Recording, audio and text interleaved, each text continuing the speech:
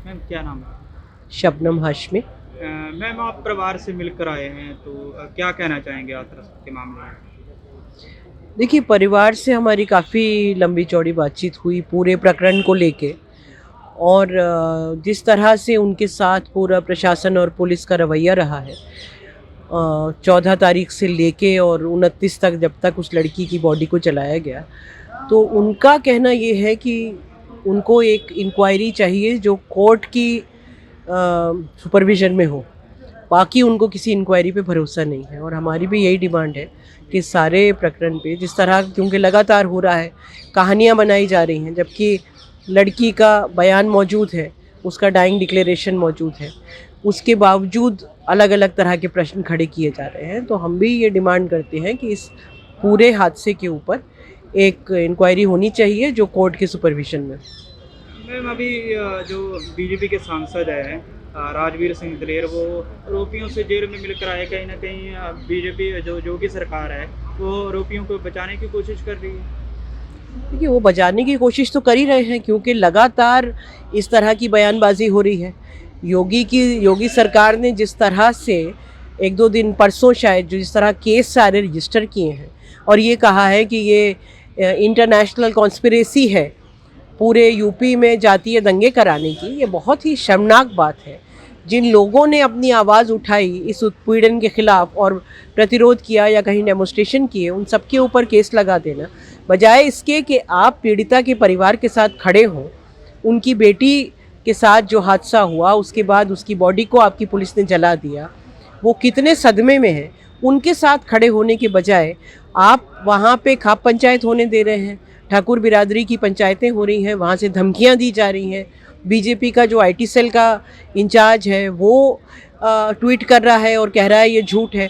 तो ये सारी बातें जो हैं ये कुछ बहुत अच्छी नहीं हैं, बहुत शर्मनाक बातें हैं। और ये बिल्कुल साफ़ है कि जिस तरह हमने पहले कठुआ में देखा या उन्नाव में देखा कि बजाय इसके कि आप पीड़ित के परिवार के साथ खड़े हों, बीजेपी वाले और उनके नेता और उनके अलग अलग लोग आरोपियों के साथ खड़े रहे, उनके गले में मालाएं डाली हैं, उनके लिए कैंडल लाइट निकाले हैं। ये बिल्कुल भी शोभा नहीं देता किसी भी पॉलिटिकल पार्टी के लोगों को। जिस तरह वहाँ पर ठाकुर जाति के जो लोग हैं, उच्च वर्ग के, वो विरोध कर रहे हैं, आरोपियों के समर्थन में हैं, सभा कर रहे हैं, तो वो लोग कुछ वीडियो वायरल हो रहे हैं, उसमें कह रहे हैं कि जो सत्ता की चाबी है वो हमारे हाथ में, हम कुछ भी कर सकते हैं। उस पर क्या कहना चाहिए? वो तो खुलेआम कह रहे हैं, आपने भी देखा है, मैंने भी वीडियो देखा है। वो जी। जो उस लड़के का वीडियो है वो खुलेआम कह रहा है कि हमारे लड़कों को सबको रिहा करो, बेल दो, किसी को सज़ा होगी तो हम दिखा देंगे, क्योंकि हम तो हर तरह से खड़े हैं, हम तो अपने बल से भी इनके साथ खड़े हैं और हम तो पैसा भी देते हैं। खुलेआम कह रहा है वो कि हम पैसा देते हैं, और वो बात सरकार की ही कर रहा है, वो सत्ता में जो पक्ष बैठा है उसी की बात कर रहा है। और योगी जी। सरकार कह रही है कि ये सब मामला है जो सांप्रदायिक दंगों के लिए जो इस्लामिक कंट्रियों से 100 करोड़ की फंडिंग हुई है, कहीं ना कहीं वो मुस्लिमों को टारगेट करने की कोशिश कर रहे हैं मैडम। देखिए, उनका यही तरीका है कि किसी भी मुद्दे से भटका देना। जो भी मुद्दा है, चाहे यहाँ पे एक दलित लड़की के साथ उत्पीड़न का मुद्दा है, उससे पहले किसानों का मुद्दा था, उससे पहले बेरोज़गारी का मुद्दा था। इनका यही काम है कि हर एक मुद्दे से आपको भटका दें, और बजाय इसके कि जो प्रॉब्लम है उसको सॉल्व करें, इनकी पूरी कोशिश होती है कि जो आवाज़ उठाने वाले हैं उनकी आवाज़ों को कैसे दबाया जाए। और उसका ये नया तरीका ढूंढा है केंद्र सरकार और योगी सरकार ने कि जो लोग भी प्रतिरोध कर रहे हैं, जो लोग भी किसी गलत चीज़ के लिए, इंसाफ के लिए आवाज़ उठा रहे हैं, उनके ऊपर इस तरह के झूठे केस लगा के, झूठे आरोप लगा के उनको डरा धमका के चुप करा दिया जाए। धन्यवाद। वेल क्या नाम है मैडम? मैं Annie Raja, general secretary, National Federation of Indian Women. Madam आप वहाँ जो हाथरस की घटना हुई इस गांव में होकर आए हैं, आपने क्या देखा है वहाँ पर जाकर? देखो, हम उधर गए हैं उस परिवार के साथ, जो उस दुख के खड़ी में साथ होने का, और उनको ये बताने का उनकी जो न्याय की लड़ाई है, क्योंकि उनके साथ अन्याय हुआ है, तो उस लड़ाई में हम भी शामिल है बोलने का। जो हम उधर जाके ये देखा है कि जो पूरी पुलिस और प्रशासन उनके खिलाफ खड़ा है, उनके ऊपर प्रेशर डाल रही है। जो सारा बयान वापस लेने का। और आप टीवी में भी हम सभी ने देखा, एक डीएम जाके बैठ के, ये देखो ये पत्रकार आजकल चले जाएगी और फिर आप ही इधर है, हम भी इधर है, तो ये थ्रेटन करना, ये सारा उनका ऊपर बहुत बड़ा प्रेशर है। और ये जो गांव जो प्रकाश का गांव है, और वो चाहती है कि दलित मुक्त गांव चाहिए। तो यदि इस प्रकार उस परिवार को इतना जो डराएगा, धमकाएगा, तो 4-5 फैमिली है, वो फैमिली निकल कर जाएगी। तो उसका वो नहीं चाहती है कि उसको जो ये इस परिवारों को देखने का, क्योंकि ये दलित है। तो बहुत बड़ा दबाव इस परिवार का ऊपर है। क्या जो प्रशासन है वो सही से कार्रवाई कर रहा है मैडम? देखो, मैं उस परिवार की बात आपके सामने रखना चाहती हूँ इस प्रश्न का उत्तर के रूप में। हमने उनसे पूछा, रही अभी सीबीआई का जांच हो रहे, तो अभी आप इस संतुष्ट है करके। तब उन्होंने बोला, देखो जिस दिन से ये घटना हुआ है हमारी बेटी के साथ, और जिस दिन इसका डेड बॉडी खींच कर स्नैच करके लेके उसको जला दिया है, इसका बीच में जितना भी हमारा अनुभव है, वो अनुभव हमें ये बता रही थी, ये सीबीआई जांच सच्चाई को छुपाने का है, सच्चाई को उजागर करने के लिए नहीं है। यदि सीबीआई जांच करेगा तो फिर हमें न्याय नहीं मिलेगा। तो ये परिवार ने बोला है, हमें सुप्रीम कोर्ट की निगरानी में जांच होना चाहिए। तो आप इसमें से खुद आप समझ सकते हैं कि प्रशासन और ये पुलिस और ये सब कितना इनके खिलाफ खड़ा है। और अपर कास्ट जो जमावड़ा होती है कि hundreds of upper caste people are meeting there, और वो लोग ये बोल रहे कि हमारी लड़का लोग निर्दोष है। ये परिवार बोल रहे, जांच कर दो, आप हमें जांच करवा दो और कुछ भी करवा दो, मगर जो हमें न्याय मिलना चाहिए। वो जो अपर कास्ट बोल रहे कोई जांच वाच का जरूरी नहीं है, तो वो अपने हाथ में जो कानून ले लिया है अपर कास्ट वाला। और सरकार भी योगी से लेकर नीचे तक, जो लोकल बीजेपी नेता तक, सभी ने जो अपर कास्ट के पक्ष में है और इनके खिलाफ है, न्याय के खिलाफ है। क्या जो वहाँ पर अपर कास्ट के लोग जो आरोपियों के समर्थन में प्रदर्शन कर रहे हैं, तो क्या उन्होंने आप पर भी कोई नजर वगैरह रखी? देखो, हाँ, हमने उधर थोड़ा 10-15-20 मिनट वेट करना पड़ा, जो पुलिस का परमिशन मिलने के लिए।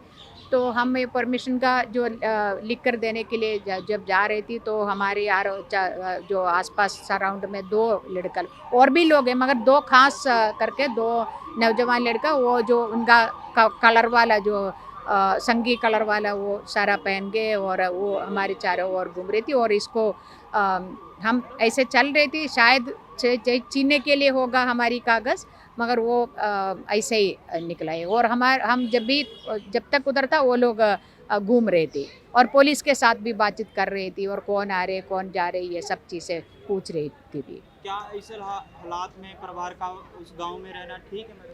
देखो, परिवार का उस गांव में रहने का उनका हक है। ये रहना ठीक है, ये प्रश्न पूछना ही गलत है मेरे ख्याल से, क्योंकि वो इस देश की नागरिक होने के नाते, चाहे कोई भी जाति का हो, धर्म का हो, मगर उसका उधर रहने का, उनका अपना घर पे रहने का, अपने ज़मीन में खेती करने का उनका अधिकार है। उस अधिकार को सरकार सुनिश्चित करना है, उसका लाइफ और जीवन और आजीविका को सुनिश्चित करना सरकार का जिम्मेदारी है। तो उसका उधर ही रहने का, उस प्रकार का एक माहौल बनाना। फिर किस लिए ये कानून हमारे देश में, किस लिए पुलिस हमारे देश में, किस लिए प्रशासन हमारे देश में है? प्रशासन ये सब करने के लिए है ना, तो ये करना है। मगर हम बहुत चिंतित है उन परिवारों को लेकर, उनकी सुरक्षा को लेकर। हाल ही में आप हाथरस के परिवार, जो हाथरस में गैंग रेप हुआ, उनके परिवार से मिलकर आइए, क्या कहना चाहती हैं आप? आगे क्या सूरत हाल है? सूरत हाल ये है कि योगी और मोदी का हिंदुत्व राज दलित महिलाओं को बिल्कुल भी न्याय नहीं दे सकता। ये हमें जो है देखने को मिला है।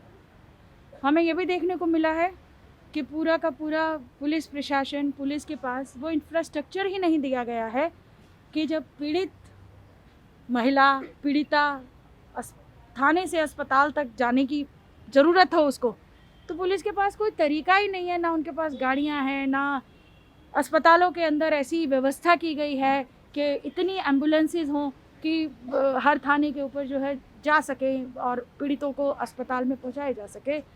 और ख़ास करके दलितों के प्रति असंवेदनशीलता, दलित महिलाओं के प्रति क्रूरता, विभत्सता, ये बिल्कुल इस पूरे प्रकरण ने, हाथरस प्रकरण में जिस तरीके से किया गया है, इसको साबित किया है।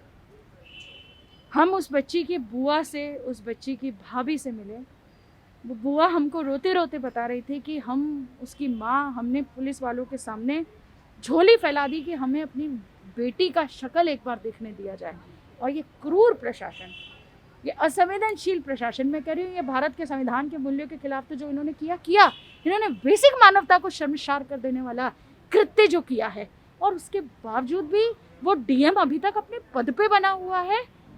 ये मोदी, ये योगी की रिजीम ये क्या संदेश देना चाहती है कि आप कुछ भी कर लीजिए, दलितों को हम जिंदा नहीं रख सकेंगे, दलितों को हम सम्मानपूर्वक जीने नहीं देंगे, और अगर वो मर जाएंगे तो उसके बाद उनके मृत शरीर को ससम्मान विदाई भी नहीं देंगे, परिवार से मातम का हक छीन लेंगे और उस मृत शरीर को एक कूड़े की तरह जला के राख कर देंगे। ये आप संदेश जो है पूरे देश के अंदर, पूरे दुनिया के अंदर योगी और मोदी के डीएम ने अपने इस कृत्य से दिया है, और हम कहना चाहते हैं कि ऐसे डीएम को हटाइए। और क्योंकि आपने अभी तक इस डीएम को नहीं हटाया है, इसलिए हम भारत के राष्ट्रपति, जो कि दलित हैं, बड़ी इस बात को खुशी मनाई गई थी कि भारत के अंदर जो है दलित राष्ट्रपति हैं, पहले दलित राष्ट्रपति, हम उनसे अनुरोध करना चाहते हैं, मैं अपने संगठन की ओर से, महिला आंदोलन की ओर से हम पूछना चाहते हैं अपने माननीय राष्ट्रपति जी से, आपका दिल नहीं पसीजता एक दलित बच्ची जिसके सामने पूरा जीवन था, उसके साथ उत्तर प्रदेश के अंदर इस तरह का रवैया किया गया, उसको करने वाले अधिकारियों के खिलाफ कोई कार्रवाई नहीं है, और वो सरकार, योगी की सरकार अभी तक ऐसे के ऐसे बनी हुई है।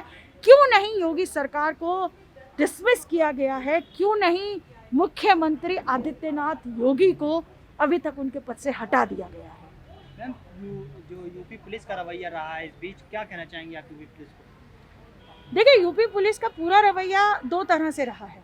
एक तो एविडेंसेस को फटाफट से खत्म करो, दूसरा पीड़िता को अस्पताल ले जाने के समय के लिए कोई उन्होंने मतलब कोई कष्ट करने की जरूरत नहीं समझी, ये परिवार के ऊपर ही छोड़ दिया गया। जिंदा रहती है तो अच्छी बात है, नहीं तो कोई बात नहीं। और मतलब आप किस तरीके से, कौन से आरोपियों के आप पक्ष में इतनी बड़ी बड़ी लामबंदियां आप होने कैसे दे रहे हो? ये यूपी पुलिस का रवैया है। यूपी पुलिस ने अपने रवैये से दिखा दिया है कि जिस संविधान की वो शपथ लेकर आते हैं ना, उसके मूल्य से उनको कुछ लेना देना नहीं है। वो केवल अपने राजनीतिक आकाओं की सेवा में नतमस्तक पड़े हुए हैं।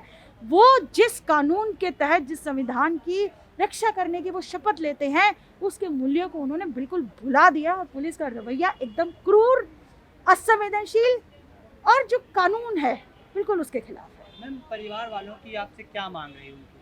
परिवार वालों की मांग एक ही थी, हमें न्याय चाहिए, हमें न्याय चाहिए।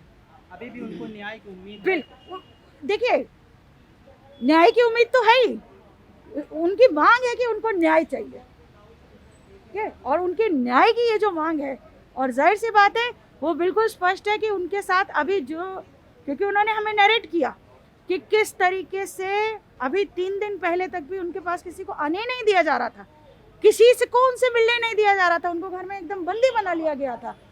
तो ये सब के खिलाफ जब उन्होंने ये महसूस किया कि कहीं ना कहीं लोग उनके साथ, उनके दुख में दुख मिला के खड़े हुए हैं, तभी लोगों को अब उनसे मिलने के लिए आने दिया जा रहा है। ये इसलिए उनको ये बात थी कि अगर सब लोग मिलके उनके न्याय की इस लड़ाई में उनके कंधे से कंधा मिला के खड़े रहेंगे तो निश्चित तौर पर उनको न्याय मिले।